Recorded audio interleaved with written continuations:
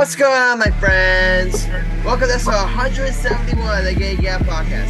Here we bring you everything New York, New Jersey, Philadelphia, national, and international sports. Hosted by usually Grassani, joined by Mike Cunningham, Alex Rich, and Sam Morell. You can see the podcast on various platforms, including Butler 2, Spotify, Apple Podcasts, Google Podcasts, and the music, iHeartRadio, and YouTube. Also show up on social media at Get Your Game On Page. So I said, it's time to get your game on. Yo, what's up, Adam? You know, the gang vibes. You know what I'm saying? We tripping out here. You know what I'm saying? Was that a rap? Nah, you know. Yo, we started from the bottom. Now we here. Niggas were in VIP on Friday. Now the whole team fucking here. That's all I gotta say. Yo. Yeah. I just want to say, yo, I'm proud of this podcast. That's all I gotta say. I'm proud of this podcast, too. We started we have four great members. 5. Well, 5, depending on whenever he gets back. We haven't seen him all season. No, you canceled Marcellus. I'm gonna tell him you said that, Adam. All right, if he doesn't want me to cancel him, tell him to get his ass back on. Adam, this thing called work.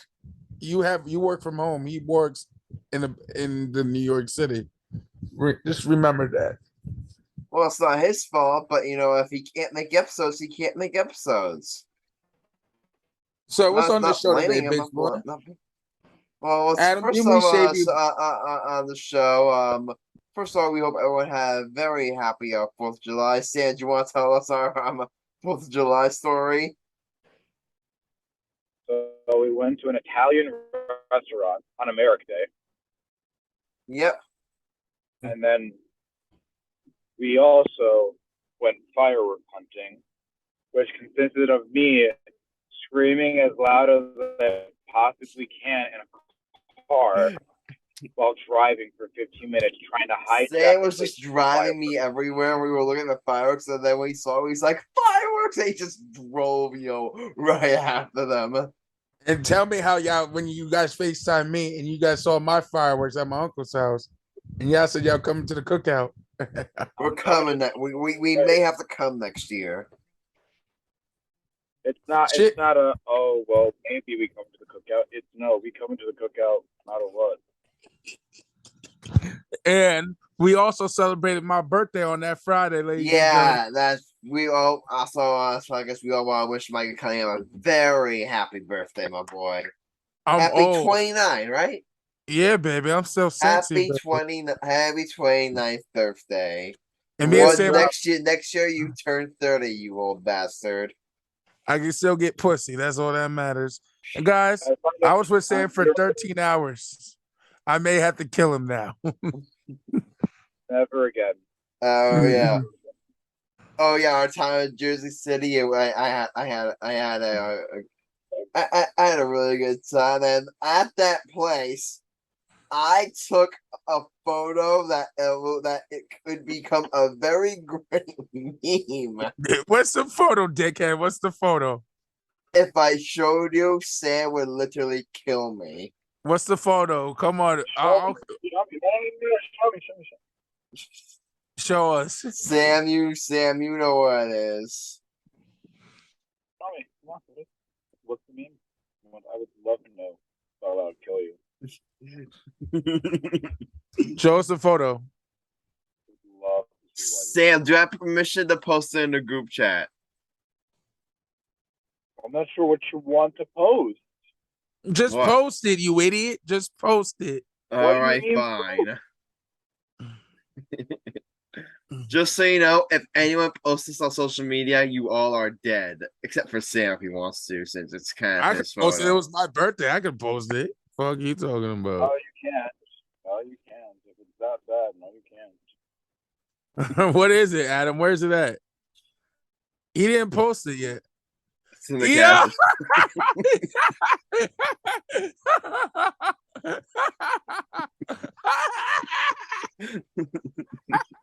Oh yeah.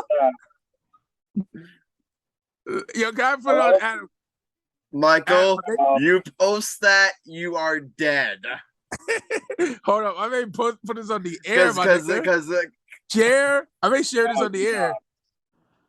No, Alex, no. It's just it happened. I don't know. No, Sam. I was talking about the other guy. That's my cousin. Yeah, he is. Yeah, That's my he cousin. is.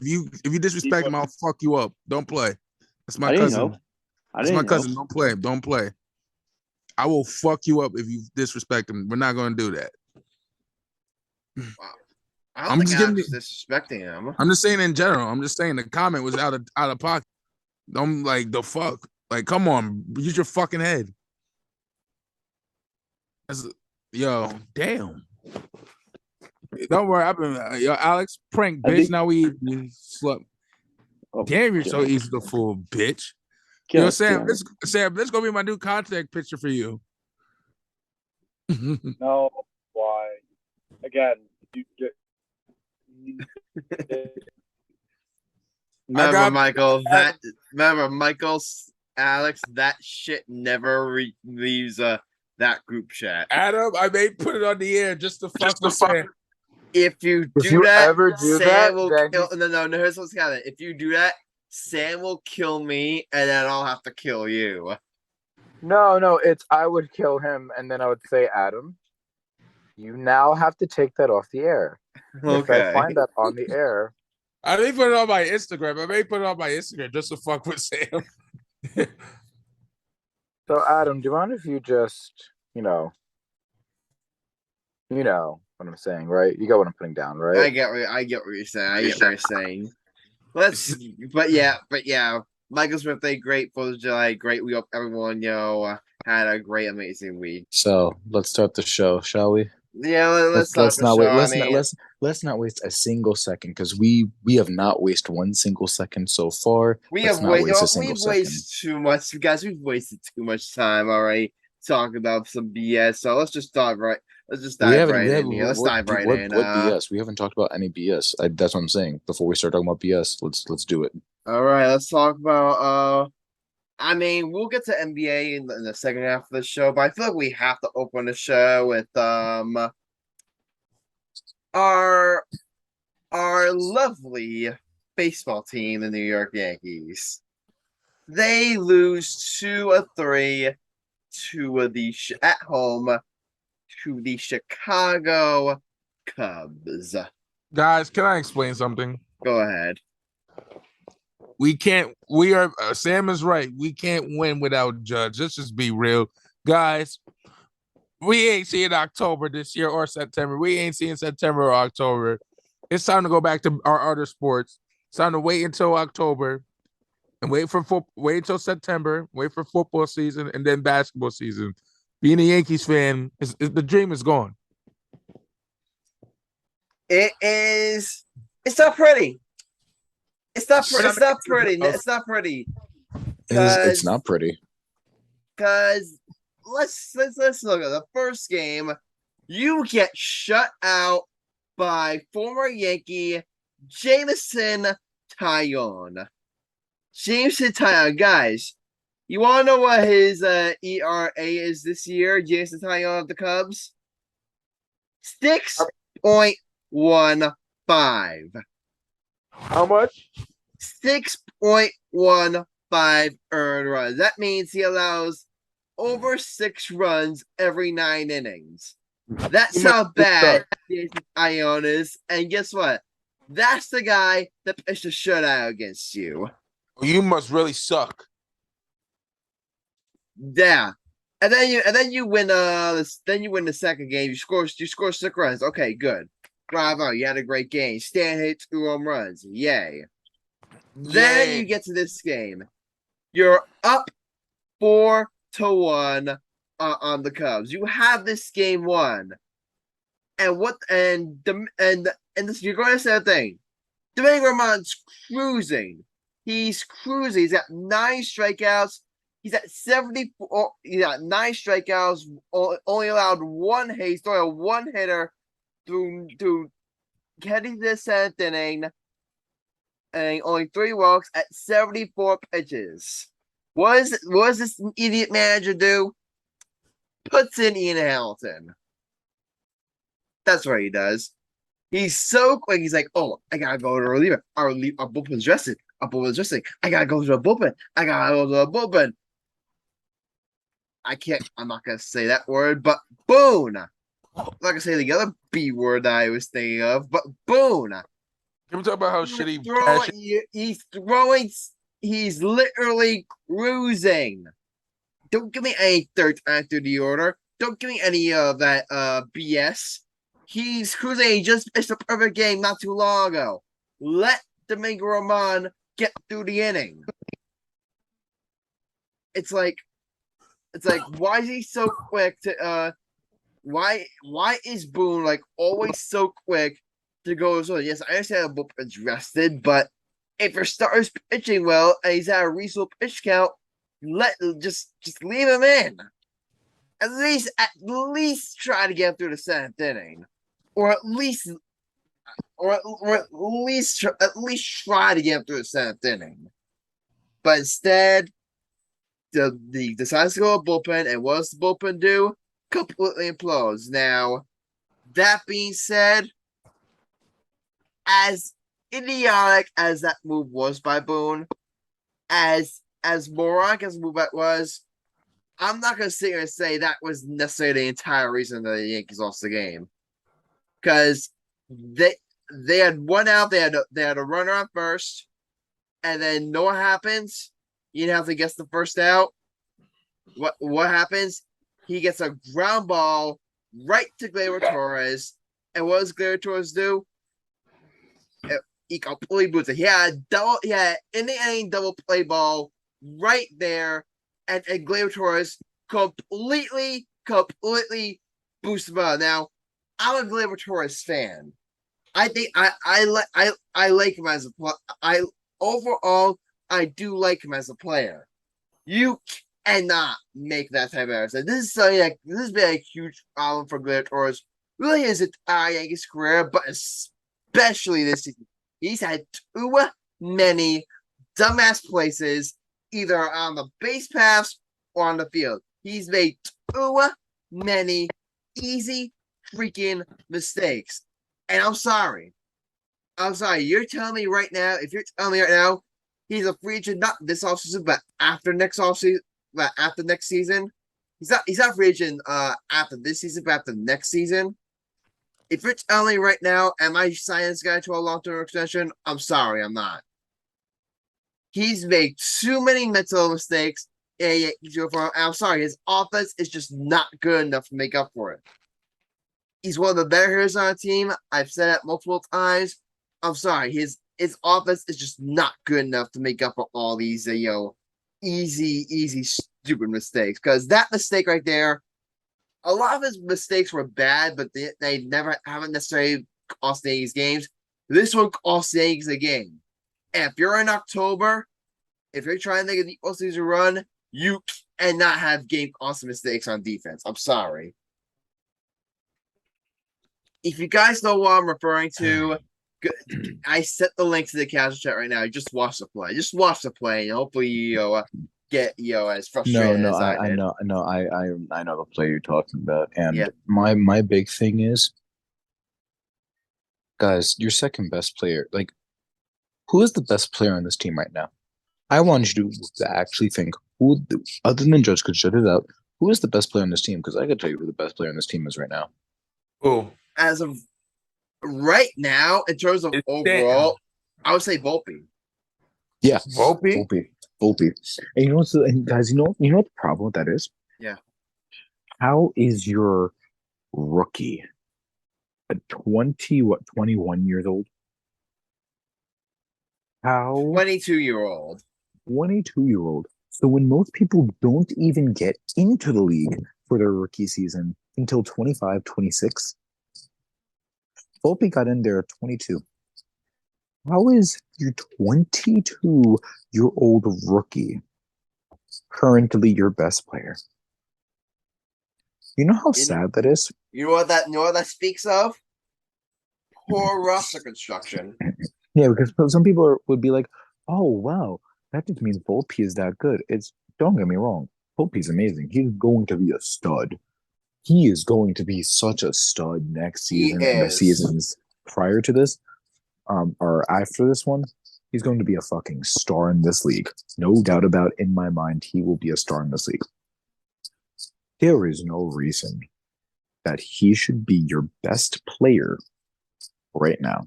If he is your best player right now, again, don't get me wrong, he's a stud. He ain't best player good. He ain't even third best player good. At least not Let's right fucking now. go. Not We now. got breaking news. What? Let's Was go. The 76ers are matching Paul Reed's 3-year, $23 million offer sheet with the Jazz. wow. I'm sorry, who? Paul Reed. Paul Reed. Who is that? I think that's the first time we've ever heard his name on this podcast. Guys. Adam, Mike. Guys, we got to give it up to Alex. His hot take was right. All the Sixers made all season moves involving role players. His hot take was right, guys. my God. His hot take was right. His hot take was right, guys. Alex, how's it feel that you had a hot take right? Very Yeah. good. By the way, one hot take, guys. I really feel like us three, we owe Alex an apology for one certain hot take. Which one? I'm literally gonna go ahead. I'm literally looking for it right now. It was one of those where we literally said 1, 2, 3, and we said disapprove.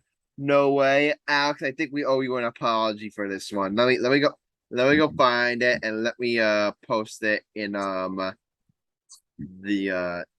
group chat X. Give me a second here. Adam, Here it remember is. Adam, remember you didn't know where Michael Jordan went to college at? That was probably the funniest. We don't talk moment. about that. Well, yes, we do. How you did not know that? Michael, Michael. you want to talk about how you didn't know where Aaron Judge went to college? First of all, No. Shut. By the way, I posted it.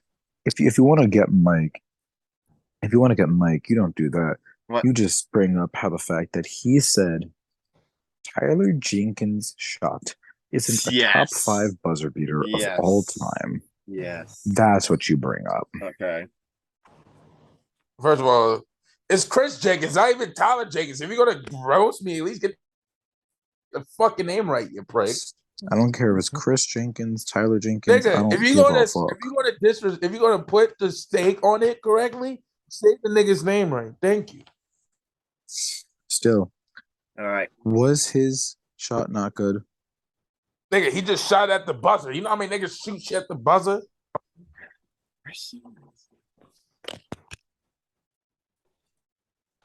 Let me ask you a question.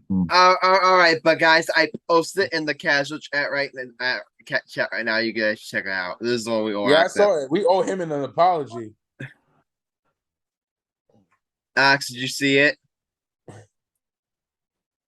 Guys, for that hot take, we should approve it just because we all said it. Hey, yo, Adam. Yo, Sam, did you see it yet? Not yet. Let me see. Yo, Adam, I'm disappointed in you, Adam. Remember when he said Sean Marks was the greatest general manager of this generation? We don't talk about that. Mike. Yeah. You did say that. Alex just typed out and approved that already. We have to. He's right. Sam, did you see it yet? I saw it. What are I'm your still thoughts? not approving. Sam! I'm still disapproving. You know, I Already think said Alex the was Yankees would finish third in the American League East. We kind of owe an apology. They might not finish third in the AL East. They might finish fourth. Alex is loving this day. Again, look at Alex and his sports season now. His Phillies are doing great. His Eagles just made the Super Bowl. His 76ers are good. We don't talk about his hockey team, but overall, he's just looking at us and going, "You peasants." He's like, you fucking peasants. peasants. He's like, I'm a king of the world. Adam, we can't, You know how annoying this man is when it comes to sports? I had to deal with it when the Eagles and Villanova won the national championship and when the Eagles won the Super Bowl in the same year. You know how annoying this motherfucker was? Man. Just wait until training camp starts. Oh, God. You know how annoying this guy's going to be is? Yes. Adam, remember how Mr. Santucci would take the Yankee stuff down at Banny when the Yankees will be like shit? I think it's time, man. We have to take it down. It's time.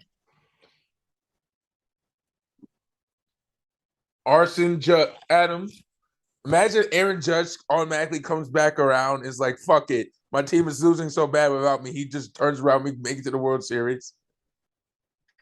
You wish. That's what you hope for. That's what you hope for. Imagine he pulls the Willis Reed out the tunnel. Yeah. Out the tunnel, out the dugout. One problem. Who else is sitting behind him? Again. Damn you, Adam. You said before, Volpe's right now second best player. Well, look, coming into the year, would you say he was your second best player? No, I say he was going to be the fifth best player. You had hopes of him, but Anthony Rizzo, Giancarlo Stanton, Gleyber Torres, and DJ LeMahieu, those were your four best players behind him. Like those were your guys behind Aaron Judge, and none of them have performed up to their potential. None of them. Well, not only that, y'all, and I said this in the beginning of the fucking year. Yeah. And y'all called me crazy. We did. I said, like y'all were saying, oh, we have such a great team and this and that. And I was like, we have the same team. What's so great about the same team? It's like we almost lost to the fucking, what's it called?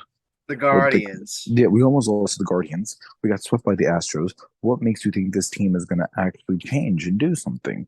And then y'all were saying, oh, well, Donaldson. I'm like, bro, Donaldson's not even going to be an all-star. What the fuck are y'all talking about? Forget all-star. He's lucky. He's not all-star. After this year, he'll probably be out. He'll lucky to be in the league after this year. Yeah, and then not only that, y'all were saying, oh, and Rizzo and this and that. I'm like, guys, the only good pickup we currently have is Volpe. Everything and that else, was internally. Yeah, that was internally. But like, I'm just like, guys, we don't have such a great team. I'm not sure why we're acting like, oh, we have such a great team. Like it's the same team. Here's the thing, though. It's the same team, but they should be better than this. That's why it's so frustrating, Sam. It's just that those guys mentioned, Gleyber Torres, he has to be better than like what he's been doing. Anthony Rizzo has to be better. Giancarlo Stanton has to be better. And DJ LeMahieu, those are five of your best players, and they've all disappointed. They've all disappointed so far this year. That's the thing. It's like you're when you say this is the same team, that got bounced in the ALCS last year by Astros, like a slip. I 100% agree with you. And I do have some major problems with Cash about not adding to this roster. I completely agree, Sam. But overall, like here this year, I didn't expect Rizzo to be to underperform this much. I didn't expect Stanton to be this bad. I definitely didn't expect DJ LeMahieu to be like as bad as he's been. That's my point. That's my. I 100%. No, you didn't. I 100% did. Yes, I did. You I'm not cap. I'm not joking because y'all were saying y'all were saying, oh, Rizzo is so good and this and that. And you know what I said even last year with Rizzo? Yeah. Every time anyone else was up, I was like, yeah. Every time Rizzo came up, that's like gonna be another route. And then anytime he would hit, I was like, oh my God, Anthony Rizzo actually got a hit? Like, that's how I reacted every time. I shouldn't be reacting where I'm like, oh my God, Rizzo got a hit. This is historical. like that's what I was at last year. It's like the only player that I really did trust was Judge last year. And then Gleyber Torres kinda, but like it was more so just because like, oh, okay. He's like just a fun player to watch. Aside from the sloppy defense at times. Yeah. Yeah, But like but even then the defense he's actually tightened up a good amount this year, so yeah. Yeah, but we do have a before we get to hot take, and we'll talk some of the rest of the baseball teams, but before that, we do have a bit of Yankees news. Like at the end of the All-Star break, we do have a bit of breaking news at the end of the All-Star break, guys. The Yankees fired their hitting coach. Good. Dillon Good. Lawson is out. very interesting. It's very interesting, guys. And I looked this up. This is the first time under Brian Cashman the Knicks have made an in-season coaching change. First time in history, which Adam, don't mention that full name around me, please. I have to. He's the general manager of our baseball team. No, That's a I shame. can't stand him. I will kill this man. I will kill him. But let me cook here for a second. Let me cook here. Like, it definitely is surprising. I definitely didn't think it was gonna happen soon. But Right here. I can't necessarily say that firing Dillon Lawson was undeserved. For one reason only. You guys remember how bad Volpe was in the beginning of the season? You guys remember how bad he was? And what did Volpe do to change his swing? He was having Chicken Parmesan with a minor league teammate watching film, and a minor league teammate and him found an adjustment that he needed to make. And Dillon Lawson didn't know that. The hitting coach doesn't know what adjustment his players need to make, but a minor league teammate does. We have a problem. That is a problem, and that's why I knew, okay, it's like, what's going on here? What is this dude doing? So, and him getting the boot only just confirms that's just confirms that suspicion. So, I'm not gonna say so I'm gonna say it had to be done. I'm gonna say it's a good move.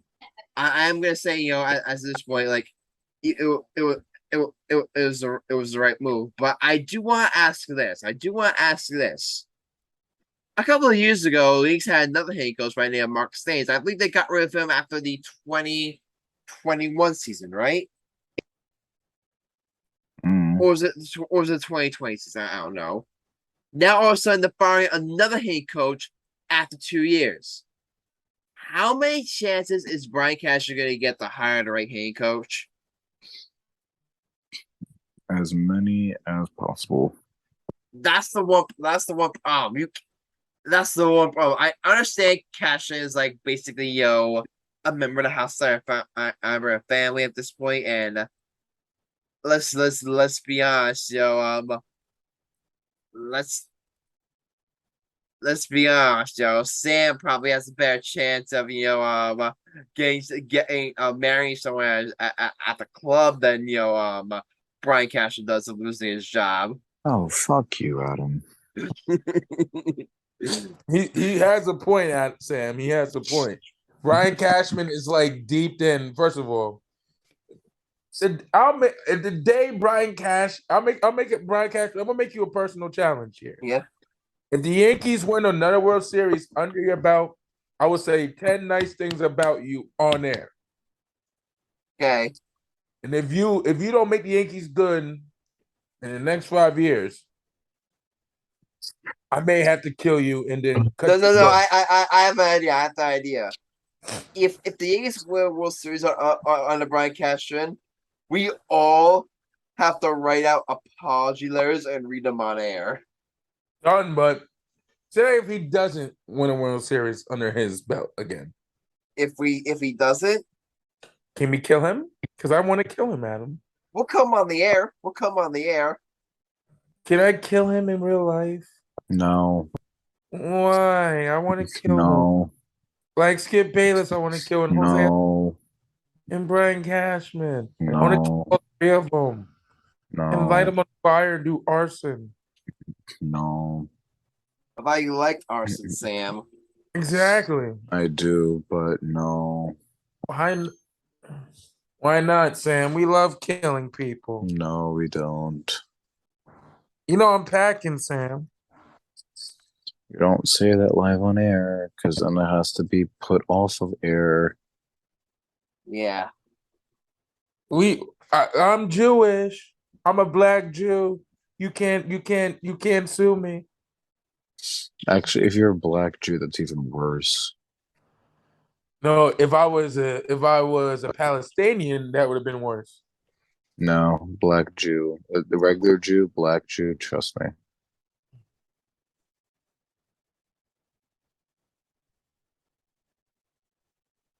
Let's do the hot take.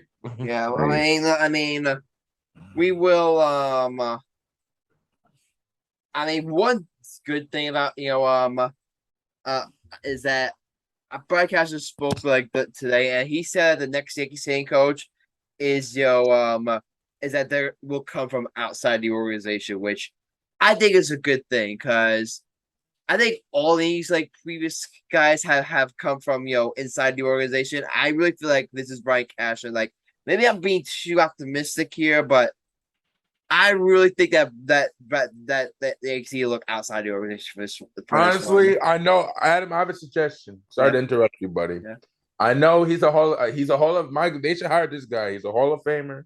Yeah. He had great Yankee success. He's just signed to Fox Sports. He just signed to Fox Sports. Brian Cashman, you better call that motherfucker Derek Jeter and be our hitting coach, Mr. 3000. As much as I would love that, no, I don't think Derek Jeter is interested in being a hitting coach. And I really feel like the Yankees for example, look at what Matt Blake has done, to this Yankees pitching staff. Matt Blake, he grew up working as a scout. He's very into the modern, technology and modern, and modern, training system. So I really think such a way Reich can build a Yankees pitching lab. They need to find someone to build a Yankees a hitting lab, a kind of more modern find the hitting version of Matt Blake. That's what they need to do.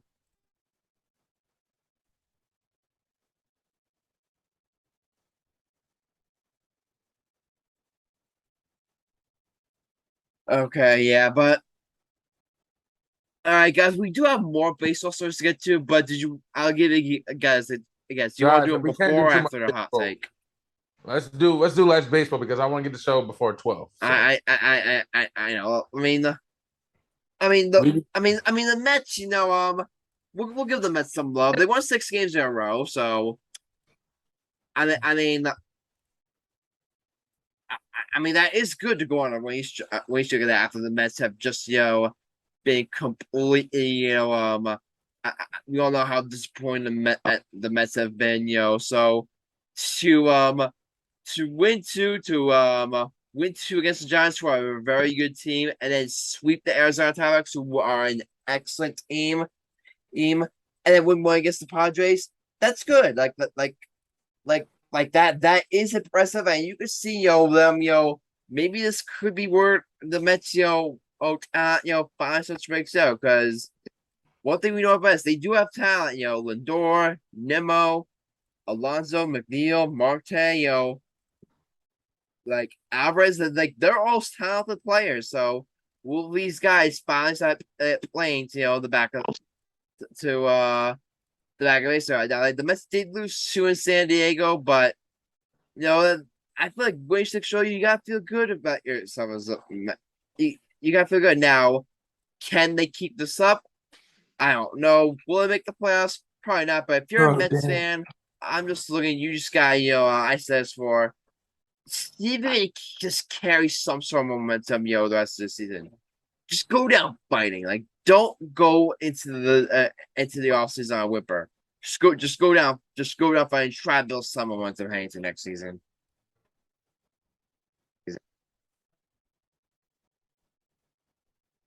That's all we have to say. So, I mean, I know we gotta get to hot take. So, Alex, I'm sorry here. I'm only gonna be able to give you like not even 5 minutes to talk about your Phillies. So, go ahead.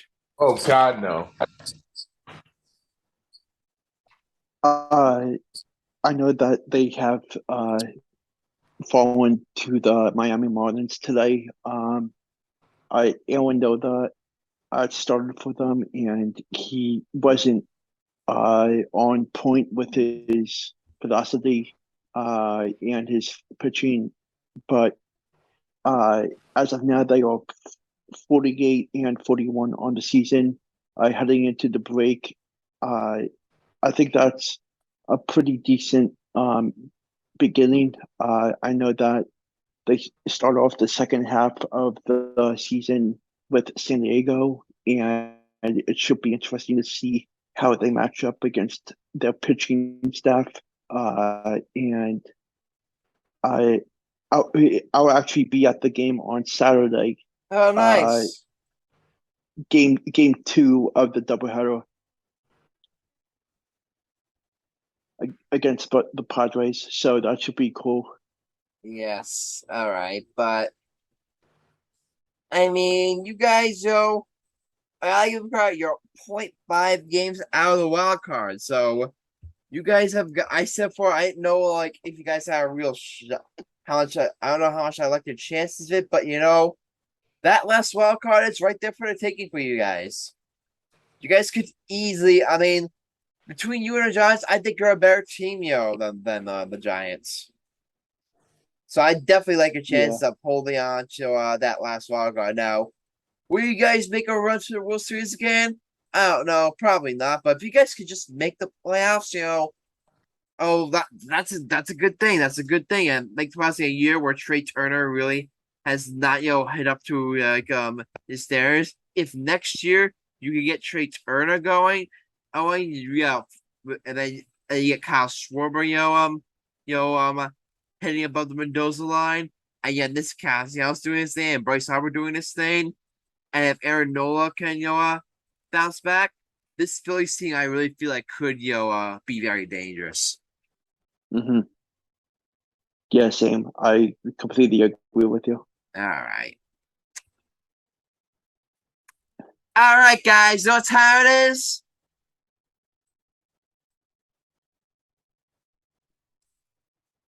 No answer. I'm disappointed. That's what time it is. It is time for the hot take of the episode now. Where I is still Mike, by can't the way? go. I still can't go, because of all those debates I did against Michael and Sam. So this means it's gonna come down to a 3-horse race. Michael, Sam, or Alex. Where did Mike go? All right.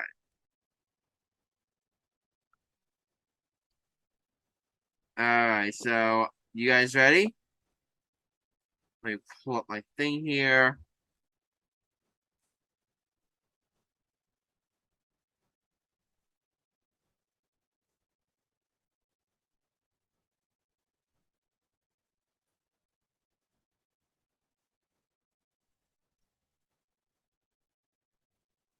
Okay.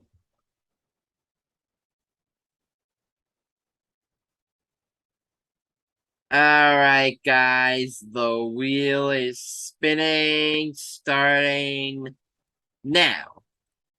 The hot take for episode 171 will be done by Michael Cunningham. He's not here. He left us. That's what I was saying before. I was like, where's Mike? I just noticed that he's gone. All right, let me text Michael right now. Get on. It's your hot take.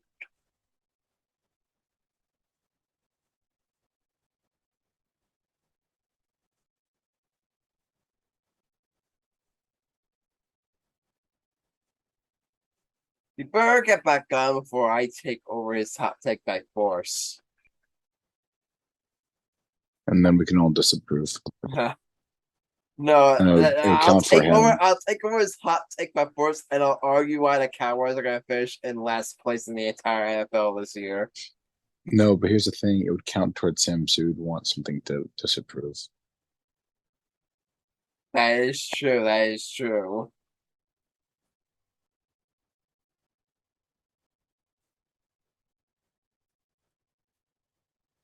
Michael, How's it my hot take? How's my hot take?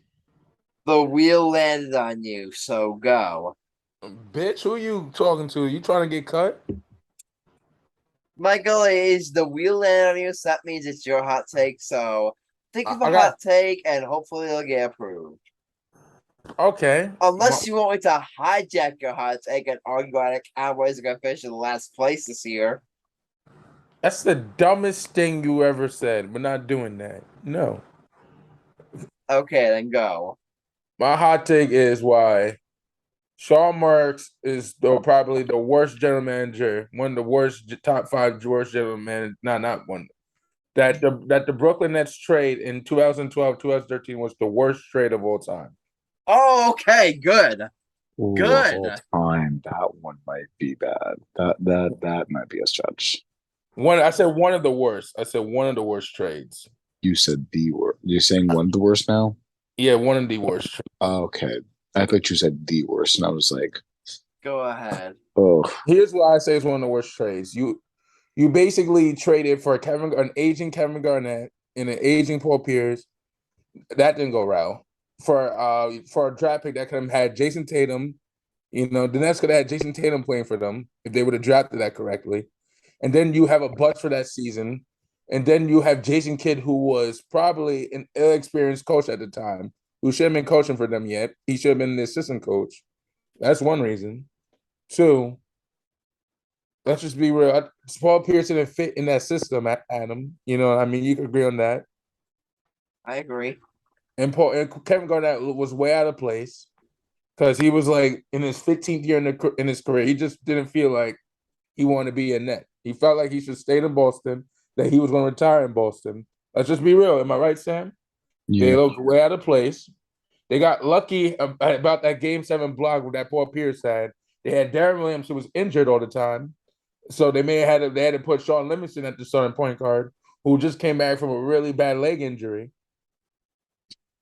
And I feel like the team could have been better, but they also played worse. But you also have and the other teams that were worse. The 2012-2013 Lakers was also one of the biggest buzz. You had Steve Nash and you had Dwight Howard with Kobe, and you still couldn't do well. I just think. Which one is worse? Which one is worse in your opinion? I gotta say the 2012-2013 Lakers because you had Steve Nash coming in, you had Dwight Howard, who was probably coming off of his best seasons in Orlando, who was the best center in that league at that time, coming to LA, and they're reporting him as like the LA greatest centers that came. Because you know that, Sam, every Laker that was great won a championship, right or wrong. Right. And they thought Dwight Howard was probably the best center in the league at that time. Fact or fake? That was fact. So I'm saying they thought he could have won the championships with them big man. I thought, honestly, and I'm a Lakers fan, I thought they want to win at least 2 championships together. But it didn't play in the cards. But Adam, back to my Nets point. I think it was a bad move for the Nets. The Nets could have had Jason Tatum and Jaylen Brown for your both picks, Adam. You know what I mean? And the Nets would have been dominating by now because of the arrival of Jason Tatum and Jaylen Brown. I think they traded early their baskets for aging superstars to get to the playoffs for that 1 year. And then what happened? You guys kept choking every year in the playoffs. That's why I believe it was one of the worst trades in NBA history. Because you made all that noise for that 1 year, but you didn't do shit with it. That's the end of my hot take. All right. You guys want me to go first? Go first. I am going to actually disapprove this hot take. Want to know why? Wow. Because of a Why? change you made. A new change you made. At first, you said the worst. I didn't say But then the you worst. changed it to one of the worst. No, Michael, it was the worst trade in NBA history. And I didn't like that trade. Oh, we're going way back. We're going back to 17-year-old Grassani, who really was just getting into sports. Let me get that. I was Get to the just point, getting Adam. into sports. It was like 2012 was like yeah, 2011, 2012 was like my full-time year. So it was my second full-time year as a sports fan. I'm in a car, driving. My parents driving me somewhere, and I was in the app called Sports Shepherd at the time. And when the trade went down, well, no, I know what I said. What the first thing I said was, What? dumb trade by the Nets. They gave up way too much for aging players. And was I not right? I asked you, Michael, was I not right? You was right.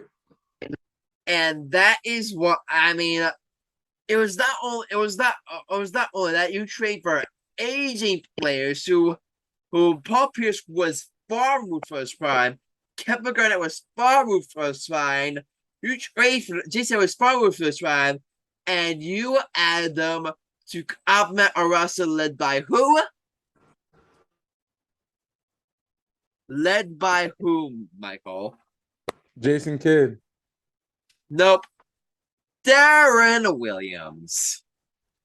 That's what I said. He said he was on. Darren Williams, who Adam, you basically honestly just said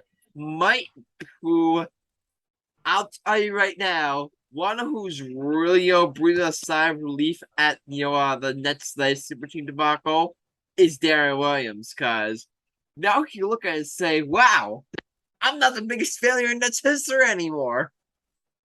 So Darren Williams, if you're listening to this, congratulations, buddy. You're no longer the biggest failure in Nets history.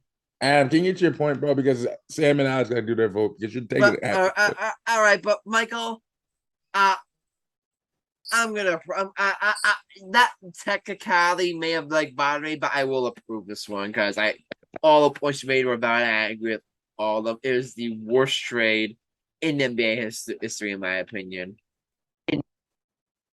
Sam. Okay, I'm approving. Alex, disapprove or approve? I approve. Thank you.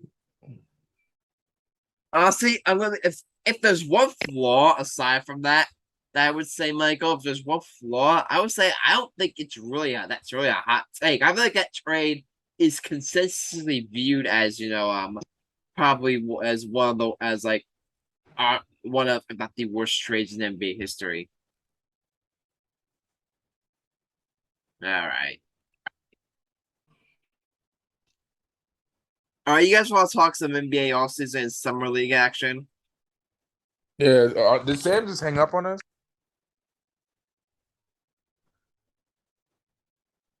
Nah, he probably just got disconnected. He left. Don't worry. He'll rejoin soon. He'll rejoin soon.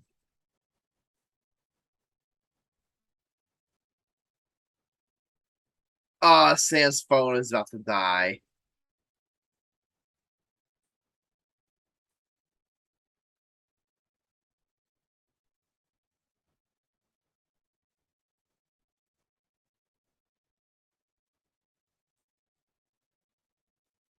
So Sam's phone about to die. Unfortunately, he will not be joining us for the rest of this episode.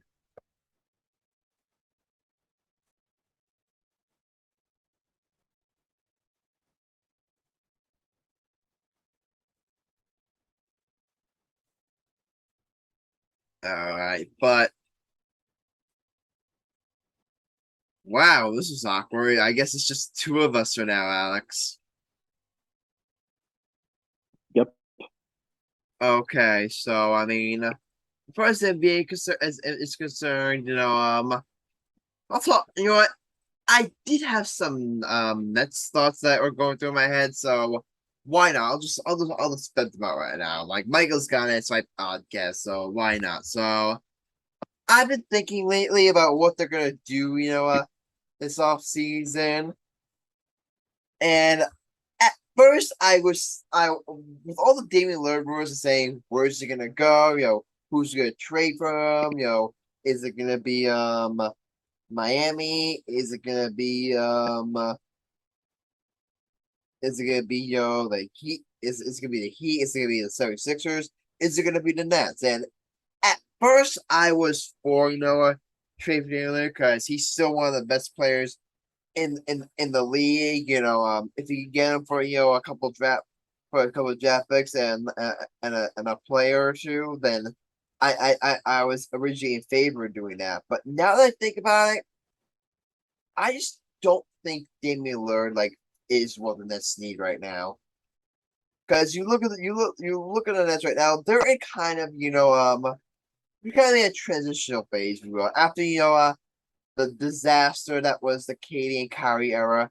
Now they need to this upcoming season. I really feel like at the is it now they're kind of like a bridge transaction. Now they're trying to now they need to try to build this roster back up, get some assets, and then like whenever the next big superstar, whether it be Luka, whether it be your Devin Booker or whoever it is, whenever the next superstar wants out, a much younger superstar, they're gonna be in prime position to again with thanks to all Suns picks that they have thanks to all the draft capital they have, and all the assets that they would have. So I really feel like trading away those assets that you have right now for an aging, for a 33-year-old who's at the end of his prime, I really feel like does not fit this timeline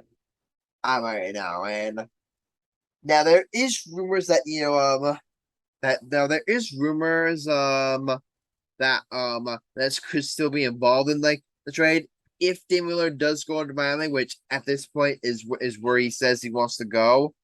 Like apparently that's the only team he wants to play for, and there's reports are saying if any team who trades for Lillard is getting an unhappy player, which I have some thoughts on that. I'll get to that later on in the show, but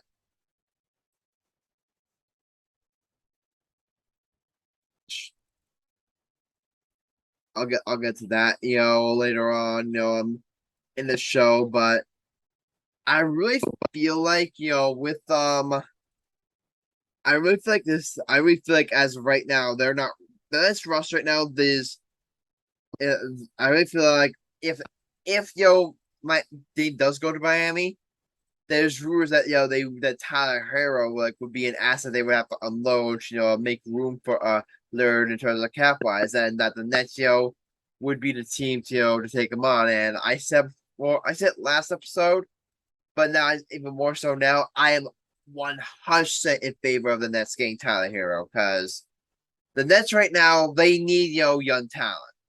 They've already got a lot of nice young pieces, Spencer Dinwiddie, Cam Johnson, Mikal Bridges, the clocks him, but they still need to build up some more they still need to build up some young assets. And Tyler Hero is exactly that. He's a 23-year-old shooting guard, who can shoot the ball really well, can score the ball really well, either in the starting lineup or off the bench. Either way, he's gonna be he's gonna be a really really either way he's a really great player. He's only 23 years old. Alex, I looked this up. Wonder who else had 20 wonder who else had 20 wonder who else had 20 points as a 21-year-old 23-year-old. Who? Jaylen Brown. Interesting. So am I saying that Tyler is necessarily going to become the next Jaylen Brown? I don't know, but if you get Tyler Hero, and you pair with Mikal Bridges, all of a sudden you're looking at the very least, at the very least, two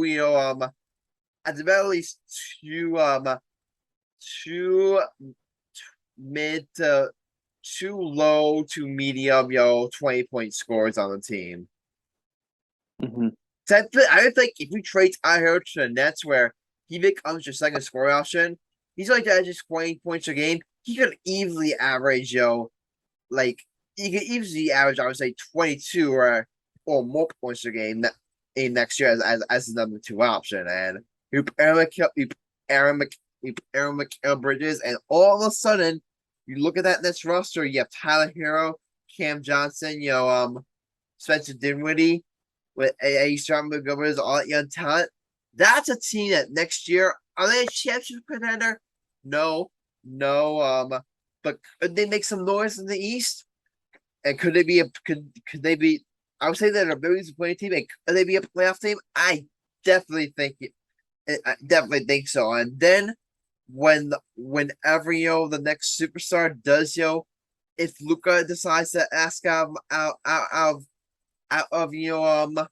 Dallas, the Nets, with all that draft capital and all those young assets, they're gonna be a prime contender to add a superstar player.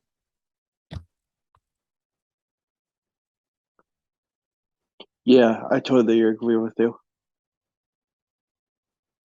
But maybe it's just wishful thinking, because I look at all my teams right now. I'm like, things are doing all right. They're not doing amazing, but hey, they're right now a playoff contender. They're one game out of the wild card. So yeah, and then the Giants just made the playoffs. The Devils look like they're about to go on. Those look like they're about to go on a serious run for the cup. I just need one more team to not be to be good, and then I'll have the full trinity of all my teams being good. That's all I need. Yeah. Because you're right now 3 for 4, right, Alex? Yep. And I'm right now 3 for 4. So all I need is for what? So all I need is for all is that one team. That's it. I need Brooklyn's favorite failures to not disappoint me for once. Mm-hmm. Probably wishful thinking, or maybe Yeah. I don't know. Like I feel like as a fan, if you're not trying to be optimistic, then I really feel like as a fan, and you always have to try to be optimistic, even after like debacle with the Nets happened last year. After that happened, I could accept that you got to, instead of like more saying, "Oh my God," like that was you have to look at the bright side and say, "Hey, we got Mikal Bridges, and now let's not think of how we're gonna build this thing back up and get them to where they were, year into, and hopefully maybe sooner or later get the team back to being a championship contender." Mm-hmm. All right, but Alex, have your Sixers done anything significant? I mean, you said they re-signed someone to a 3-year deal, so you can talk about that now. Yeah, they re-signed Paul Reed. They re-signed him to a 3-year deal. I think it's $23 million. And that's a pretty good solid move by the Sixers front office with keeping him. He's been a terrific asset to the team, especially when you watched how he performed offensively and defensively. He's been a beast in every possession that he had a chance to be in, and I think that this upcoming season we're going to see a lot from him and expect to see a lot of growth, and it's going to be a fun ride.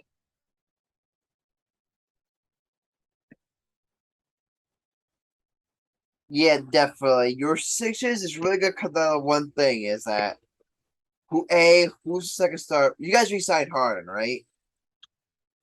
I think it's up in the air as of now. I heard somewhere they re-signed with Phil. Maybe I'm just misremembering things. Maybe I'm just misremembering things. But the thing with Philadelphia is who's the second star behind Joel Embiid, and number two, can Joel Embiid find for when it counts? Mm-hmm. Because especially also because if Joel Embiid's gonna continue to small and big moves, then Alex, I'm sorry, it's like I don't know. I don't know. If Joel Embiid's could keep up coming small and big moves, I don't know what else to make about your Sixers' chances. I mean, I know that he was off, like a bad thing badly in that Boston series, but it's only one series, and he just had a tough time battling it out. So I'm not. I wouldn't say I'm panicking. I think that Embiid is one of the best centers in the NBA by far, and I think this year is going to be a better deal for him, especially having the MVP performances he has been playing with this past season, and I think that he's going to bring the Philadelphia to another playoff run. Hopefully, we can only hope. Yeah. Hi, Michael Cunningham. Sorry about that. I'm exhausted.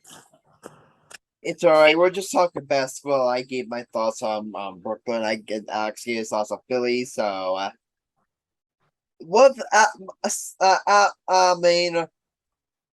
mean, what have the Knicks done this offseason so far, Michael? They got some good players, but not that big players. You know what I'm saying? Yeah. So basically, they're running it back next year. Yeah, they're trying to run it back. Which I think is I think I don't think that's a bad move. Only because there really isn't much else the Knicks could do. I mean, they're stuck with Randall's contract. They got Brunson, they got RJ Barrett, they still have Emmanuel quickly. So, hey, just try to run it back next year, and it's gonna be a winning process, yo. Sergio and the Nets, are trying to build up assets, to go after that big star. The Knicks right now are waiting for the right star to become available.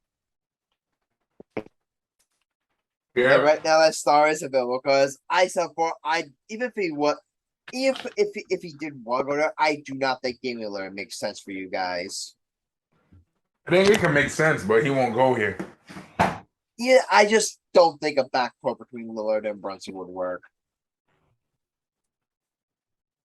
Because both of them are really true point guards, and how often do you see two ball down point guards working in the NBA? It's Michael, rare. you're a basketball historian. When was the last time a team had two star true point guards and it ended up working? I don't recall, but Exactly. wait, hold up. In the 1967, 1971-71 playoffs, the Knicks had 2 starting point guards, in Earl the Pearl Monroe and Walt Frazier, and they won the championship. That was the last time I think it was done in the 70s. Yeah, so Michael, in the 71, so 50 years ago. Michael, where were you 50 years ago? You asked, I just gave you the history, but also hold up.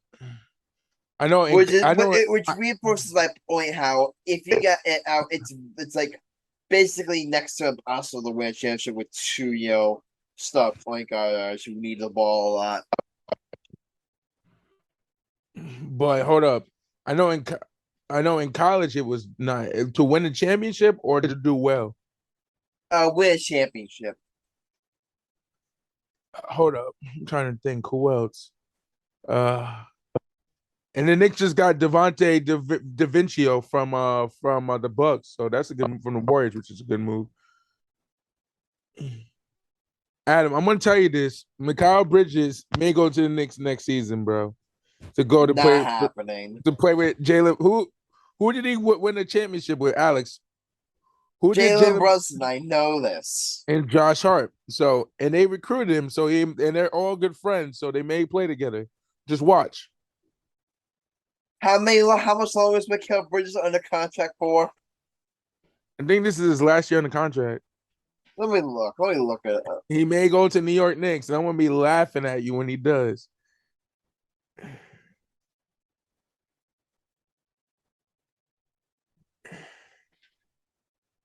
Let me look it up. Adam, No, I'll be not scared. not that. You're watching gay porn, Adam. Nah, I'm watching your OnlyFans. That's what I'm watching. Yo, All right, so he has 3 years left on his contract. he could be demanded to be traded. Just think about that. If y'all don't get Damian Lillard, We're not getting Game with it. We're gonna get Tyler Hero. now you're full of shit. We're gonna get Tyler. We're gonna get Tyler Hero, and then wanna who we're gonna get? Not this offseason, but in the future. Ooh, Luka Doncic. I quit. Please tell me you're kidding. Please tell me you're kidding. It's not necessarily kidding. It's wishful thinking. That's what it is. Adam, I'm done for the night for that buffoonery. I got Spurs money line for summer league and Yankees money line. I quit. I'm out. Good night. Was it something I said? Was it something I said? Oh no.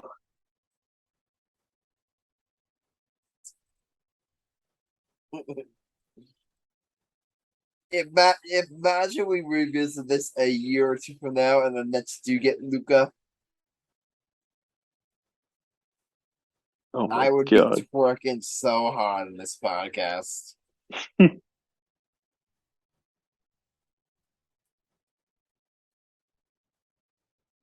All right, but any other NBA thoughts you had on your mind, Alex?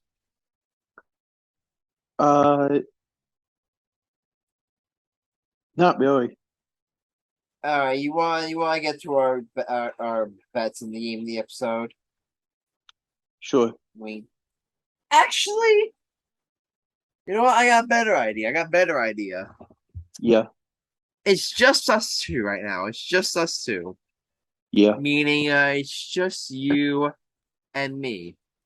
Yep. No Michael, no Sam. Yeah. You think what I'm thinking? Yep. What am I thinking? Doing a shitty bet. No. Oh. It's not betting related. I'm thinking of doing one more segment before we close the show. It's serious, just us two. What's the segment you're thinking of? What sport are we both into, but we never get a chance to talk about on this podcast because Michael and Sam keep interrupting with us when we never really do it. Hockey. Let's talk some NHL. Let's talk some NHL offseason. Why not? Sure. I mean, this is missing just me just expanding on what I said previous episode. I mean, New Jersey, they lock up Timo Meyer, 8 years, $8.8 million a year, excellent deal. He was, a really great, powerful. They brought him over the trade deadline, and he really made it back. He didn't do much scoring for us, but you could tell, the presence he made, like the physicality he brought, in the playoff. So the way he was able to try to get in Igor's head a little, the way he was able to get under team's skin a little bit, he's that player. That's that player that wins Cubs. Like he's Timo Meyer's kind of he's kind of a prick. He's kind of a prick, and you need those guys in order to win the cup.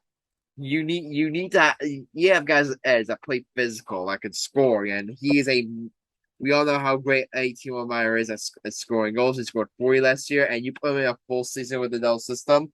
I would not be shocked if he pops 40 again. On next season, and you re-signed Jester Bratt, which I said before. Had to get that done. 8 years, just under $8 million last year, which I feel like is exactly what he's worth. He was bad in the playoffs, but he's still a very important piece of this young team. He's only 24 years old, so I really think he has potential to get even better. To get even better. I mean, he had 70 points last year, and I wouldn't be surprised. Again, another season. It's his age 44 season. I would not be shocked if he builds on that and he can get 80 points next year. And so definitely great to get locked up. And then the big move, trade for Tyler Toffoli, who is essentially their almost entire replacement, who the Devils probably they definitely could resign because he probably priced himself out. But Tyler Toffoli scored 70 points last year for the Calgary Flames, led the Calgary Flames in points, 30-goal scorer. You add him to this top six with Jack Hughes, Nico Hischier, Jester Bratt, Timo Meyer, Dawson Mercer, and Tyler Toffoli. Alex, you want me to give you a hot take? Sure. You could make the argument that that's the best top six in hockey. Yeah. Obviously, Toronto's up there. In fact, as of right now, I would say Toronto's probably better. Edmonton, just because of McDavid alone, is still up there, and they've got some other studs there as well, so they're up there. Tampa, despite their age, is in the mix. Colorado, when fully healthy, is in the mix, but this Devils forward group that top six, I would take them up against anybody. And then defensively, you got another season Dougie Hamilton, and you got Luke Hughes is rookie season, who I think might win a Calder next year. This team right now is really looking to go on like this team's gonna be cup contenders this team's gonna be cup contenders for at least next 4 seasons. Hopefully, probably even a little longer than that. This team has a really big window. Let's see if we can capitalize on it. And there's rumors out there.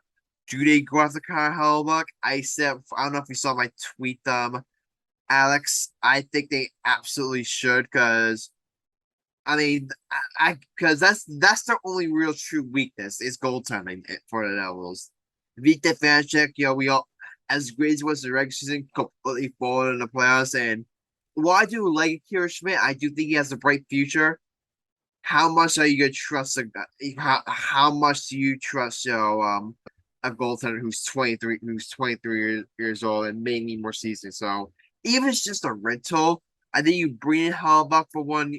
I think you bring in Hellebuyck, you bring in Vincent Calvert goaltender behind this roster, and I don't know if I would say this. I think if they get a Connor Hellebuyck, you could make the argument that that's are the favorites to win the cup next year.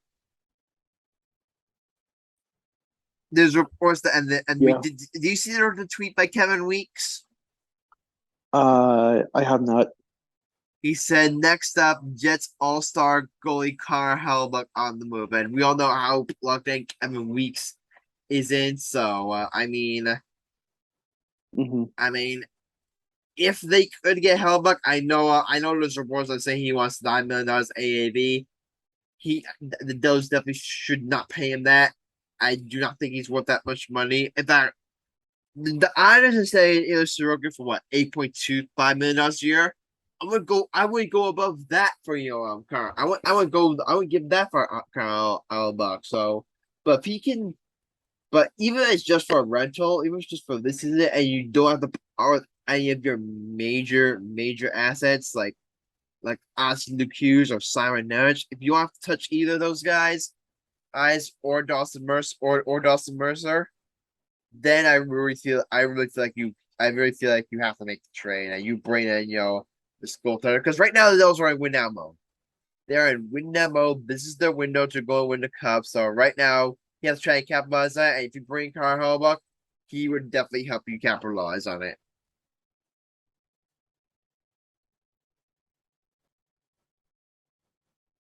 I've been following the Flyers player development camp. How are they doing? Pretty good. Some of prospects have been doing well.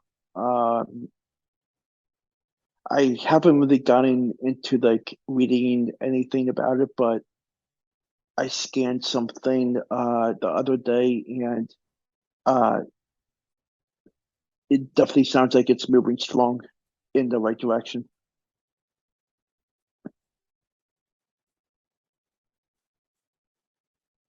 Yes.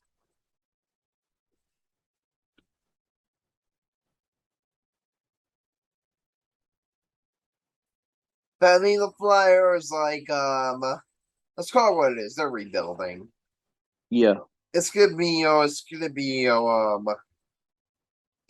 think they are where the Devils were, like 3 or something years ago, straight after making the playoffs, now Mhm. with Paul Giroux, they got their team that right now is the Rep the Yenta, so now it's time to try to build up your nest and start drafting well. Like I really like who'd you guys select in the draft? Uh, I have to double check. It was some winger some forward out of Russia, right?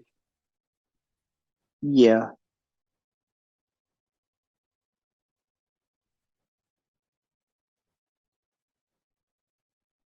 Oh, it was Matt V. Michkov and other Bunk. Yeah, Matthew Mishkov. And he's not gonna come over next year, but he could come over, he's gonna come over in like 3 years, they said, right? Yeah. They also got Denver Barkey and Cole Knuble.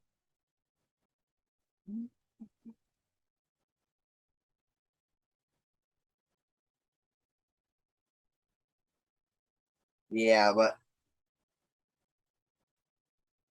but yeah, the Flyers, it's gonna be a slow burn for them. It's gonna be a long time. Like I'm not saying this I'm not saying this to make fun of you guys, I'm just being real. It's gonna be a long time, before it's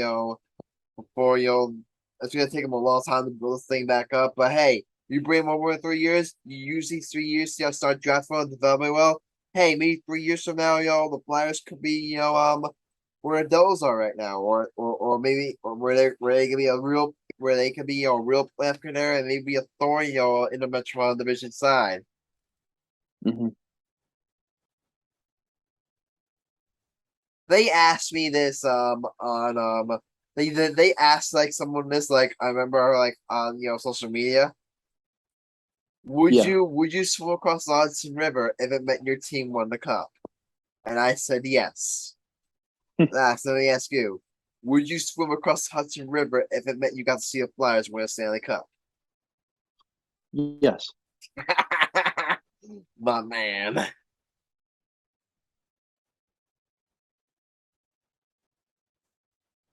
All right, but I mean, I'll talk. I mean, there are two local teams, so we kind of have to talk about the Rangers a little bit. I mean, I I'm not super on the Rangers have done this offseason. They brought in Blake Brewer. That is a nice pickup. It is a nice pickup for them. 1 year, making minimum wage. I'm not gonna sit there and say that's a bad pickup. Pickup. They brought in Jeff to be the backup goaltender behind Igor Shesterkin, which is like Jeff was gonna be playing like what 12 games next year. Mm-hmm. I don't know how maybe not 12 games, but he's not. I mean, Igor played 58 games last year, so he'll probably play like I don't know something like 22, 20, about like at most like 22 or something, assuming Igor stays healthy.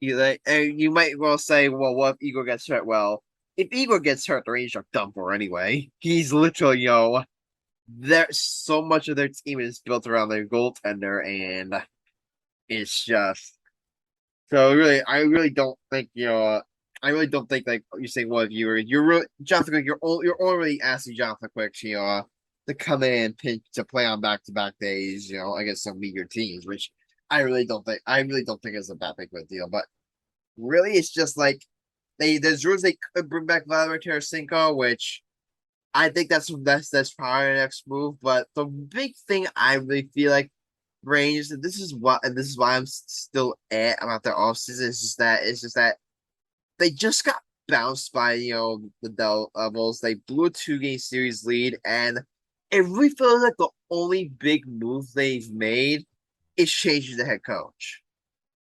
It really feels like they're trying to get out this message it's like it kind of gives you the impression that we're saying, oh, Gerard Gallant was like the problem, and we're just gonna make the culture change. Now, did Gerard Gallant have a great series against the Devils? No, he did not. Did he not get out coached? Yeah, and you want to tell me he deserves someone to blame, for them game outs? I can make the argument, but look at the rest of this roster. But did Gerard Gallant make our type show in the playoffs? Did he make Mika Zibanejad, show in the playoffs? That's the problem. I really feel like the Rangers, instead of addressing some of the issues, their lack of they're kind of like you saw, the lack of forecheck, lack of grit at times, the way they were too cute, with the puck, and a lot of that is coaching, but a lot of that is roster construction too. Like this is a talented yet flawed team, that Christian assembled. Is like Akron Lafreniere haven't developed. So that's why I'm looking at this Raiders team. It really feels like they're trying to I could be wrong here, but it feels like they're trying to say, oh, it's mostly Gerard Gallant's fault. We'll change the coach. Maybe that's only because due to their absence reasons, that's the only move they can make. They're stuck with Panarin's contract. They're stuck with Zibanejad's contract. They're stuck with Fox's contract. They're stuck with Truba's contract. So that's maybe the reason, but that's the reason why I'm super on this offseason for them. It's just like their only real change came at in my opinion, a place that really in my opinion wasn't a major weakness for them. I do not think Gerard Gallant was a major weakness, for the Rangers this year. Eventually he was part of the reason they got bounced. I agree, but I don't think he was the reason they got bounced. I really feel like I don't think it was their stars, showing, and that's the one thing the Rangers, they don't develop well. Why isn't Chris Drury being held in the player development staff not held accountable for why hasn't Kako, Lafreniere, although they're not bad players, they haven't lived up to potential to the billing of a first second overall pick, and a lot of times that falls on the player development stuff. Why don't you develop these guys properly? Mm-hmm.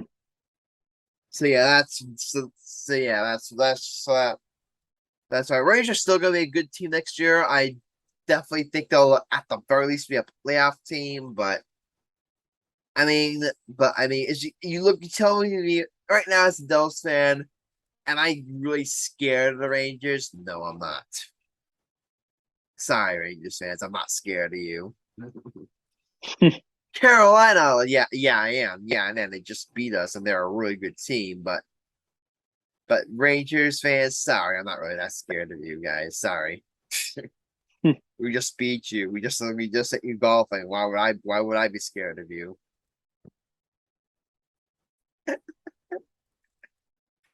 Okay. Have the Islanders really done anything?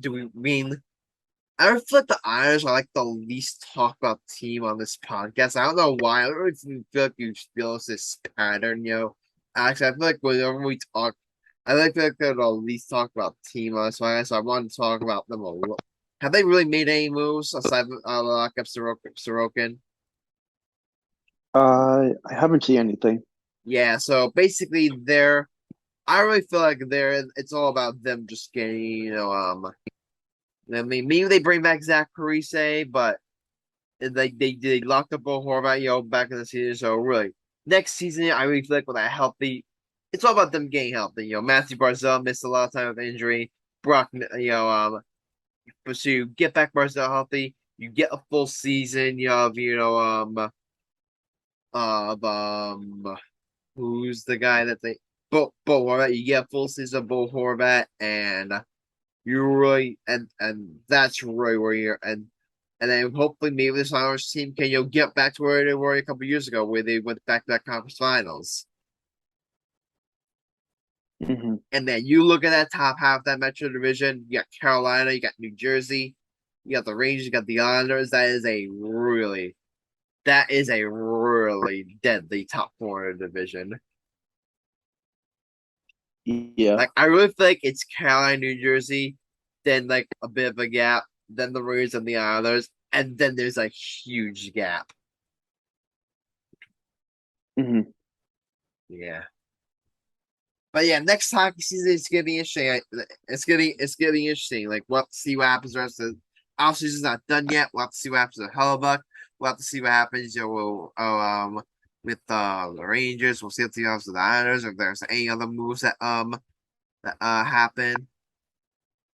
I mean, we'll have to see. We'll have to see. But actually, you know what time it is? Bets of the episode.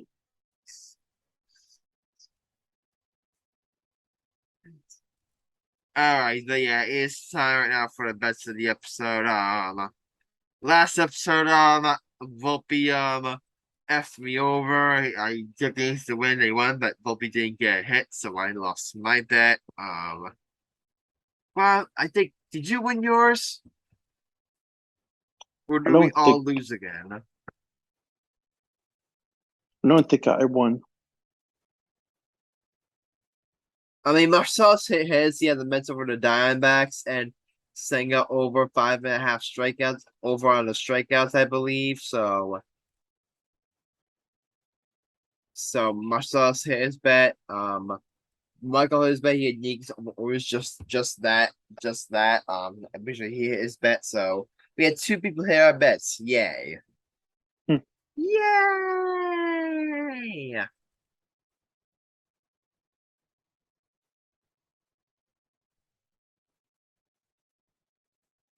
All right, so game of the episode. We all picked Yankees. We all won. So yay for that. All right, so I mean, all right, so what we pick? Technically, I think Marcellus has to pick. So, but but he's not here. So it would be Michael's pick. But either way, Alex, I think we have to hijack because we all know what we're picking for the game of the episode, right? Yep. What are we picking?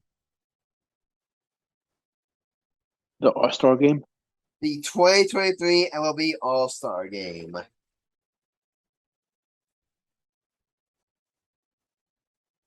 All right, the 2023 MLB All-Star Game.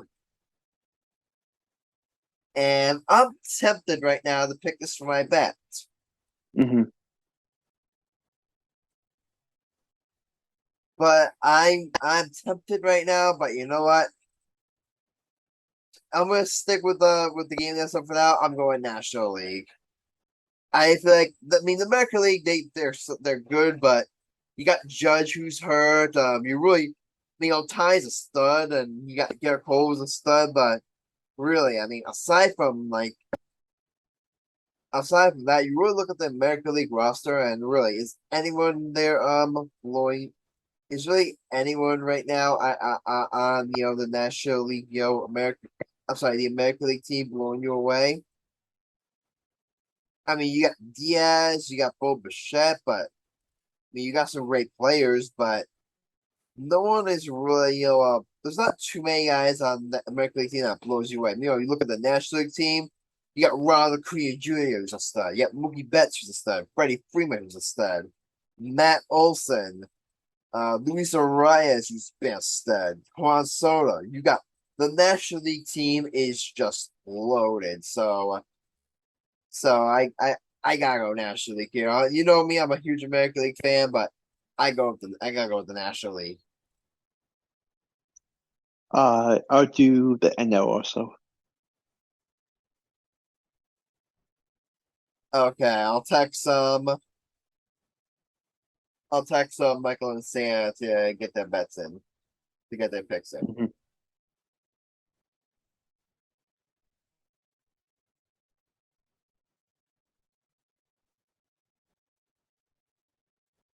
All right.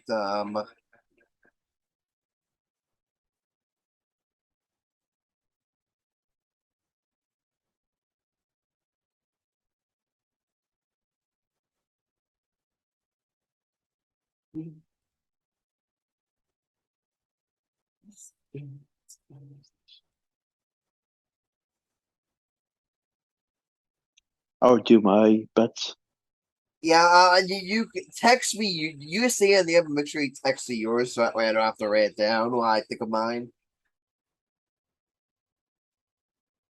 Okay.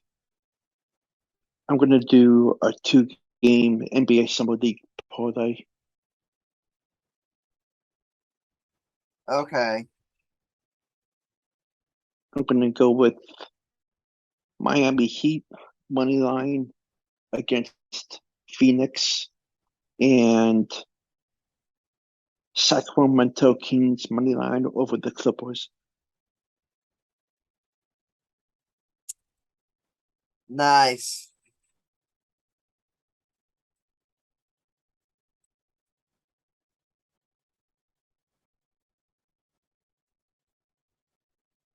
All right, for my bet, I'm not gonna do that. Hold on, where are my understandings right now?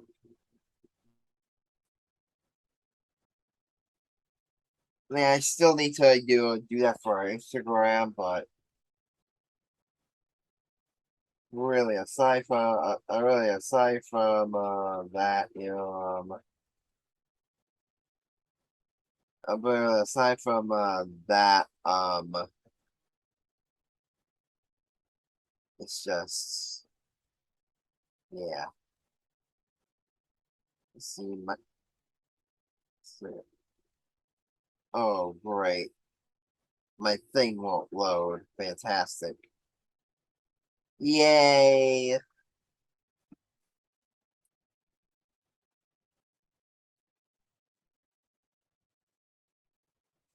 All right, so yeah, I need the record more than I need to boost up my record more than I need to do a point. So I'll just be easy. I'll go National League. Win the All-Star game. I'll double down on my pick. Mm-hmm.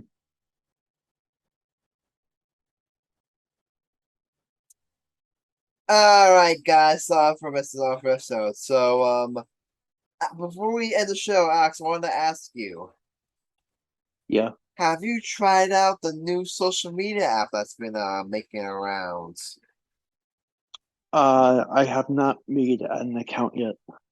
Yeah, so those that know, Threads is supposedly the new Twitter killer. And I did sign up for it, and I've liked it so far. It's not it's definitely it's definitely very similar to Twitter, but it does have the one issue I have with it. It's definitely lacking a lot of features that Twitter has. I don't think you can direct message people yet. You can't tweet GIFs yet. You can't search people up. So right now, I'm not gonna say this is a Twitter killer. Not absolutely not yet right now. But I will say this, and this is why I think this app is a good thing with all the Twitter controversy that's going on right now with Elon Musk. Trying to with Elon Musk and everything. It does send a message to me on Musk like say, hey, if you'll get your shit together, maybe this app right here could they could take over you. So that's why I think it's a good thing. You don't necessarily need threads to actually be a threat to Twitter, but you need Elon Musk needs to treat it.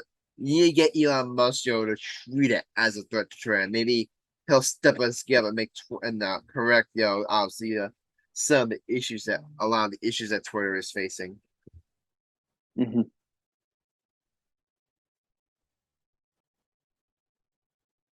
All right, but any final thoughts, Alex? To the MLB fans out there, I hope you have a great break of not being stressful. And Yay! And enjoy watching the All-Star game and home run derby. I'm gonna be watching both. You guys know how much fun I have watching both, so it's definitely gonna be. I always enjoy watching the All-Star game and home run derby. I always enjoy watching it every year. It sucks. It sucks that Aaron Judge, isn't gonna be there because he's hurt. But I'm really gonna enjoy watching Garrett Cole, do his thing. I'm pretty sure he's the only Yankees healthy All-Star. Yeah, Aaron Judge said he's not gonna go to because he goes to his rehab, which you have to respect that. You have to respect that you have to respect the you have to respect that, but really aside from that